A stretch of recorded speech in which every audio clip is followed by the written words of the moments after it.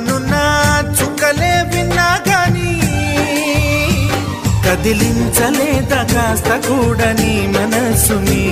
పరదాలు దాటి ఒక్కసారి పలకరించవేమి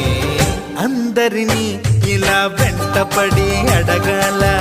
సరదాగా నువ్వే ఎదురైతే సరిపోదా నిద్రపోతున్న రాత్రి నడిగా గుటికి చేరిన గువ్వల నడిగా